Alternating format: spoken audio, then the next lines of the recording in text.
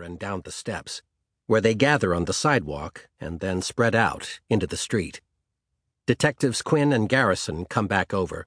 Paul and I lean in close. In strictest confidence, here's what we can tell you. It's Quinn. We've already acknowledged that the victim is an agency employee, but need to notify the immediate family before we can share further information on that. You guys will figure it out soon enough, I'm sure. But know this, it was no accident.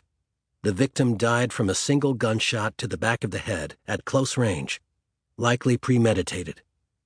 We are looking for a murderer. We will keep you fully advised, and please let us know if you hear anything. Anything. Paul and I share a look between us that comes from someplace deep and dark, like we're both thinking the same unspeakable thing. He takes a deep breath, thanks the officers, and turns back to the crowd. Okay, guys, Paul announces to the agency multitude, waving both hands above his head. Let's regroup. He holds the door open, and people begin to file back in with no idea what they might find after an actual murder has taken place right here in our building. The officers out in the street keep a close eye on our people as they pass by on the way in. The one at the door is asking the women to open their purses, and anybody with a shoulder bag, even me and mine, not taking any chances.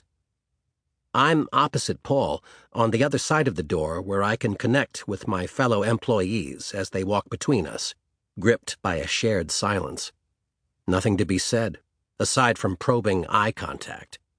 A lot of them look to me as if they're searching for answers, but there aren't any I can offer. I do my best to assume a posture of confidence and reassurance. Mo passes through with the same two agency girls, still arm in arm for mutual support.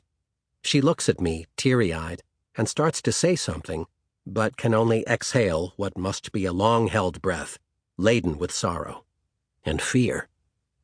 Bonnie Jo Hopkins, one of the long-time Martorelli creatives I work closest with, lingers just a bit longer, making familiar eye contact so that I feel her concern. 2 cop cars pull away with 4 officers inside, no lights flashing. No longer necessary for them either. I follow Paul back in after the others. Quinn is following us in. We need to talk to your people, he says.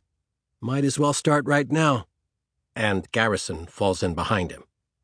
I assume there are still more cops up on the roof, and that police will probably be in and out of here for days. We're met with nothing resembling order. Nobody's going back to any kind of actual work. How could they? For all they know, it could be one of their co-workers who's been murdered, and everyone is trying to figure out who's missing. There's an elevator, but few take it, opting for the stairs in the back. Many linger in the main reception area on the 3rd floor, still trying to fathom what the hell just happened. I make it up to my office, or more accurately, my expanded cubicle in the windowed corner of the 5th floor. People are gathering around my space, peering in over the half walls, and I suddenly feel like the eye in the middle of a storm gathering around me. Madness. And not the typical ad agency madness either. This is the bad kind. "Oh, man," says David Gebbon, a senior copywriter. "What the hell?" and plants himself with a deep sigh in one of my chairs. Here comes Bill Kelly, one of our best art directors, slouches on the couch. "Talk to us, Tim. What's going on?" "Look, guys, I don't know much more than you do, but I'm sure we're going to find out soon, and then we'll deal with it together." "Semper Fi?" I hear from Julie Reich, who's out in the hall. My catchphrase in the office. "That's what I'm talking about." And I get a couple of nods in semi-agreement. Another text. What terrible timing.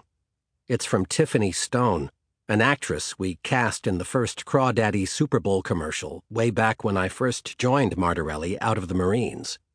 The first Crawdaddy girl, buxom, bawdy, and naturally funny with some interesting past video experience. I met her on the shoot.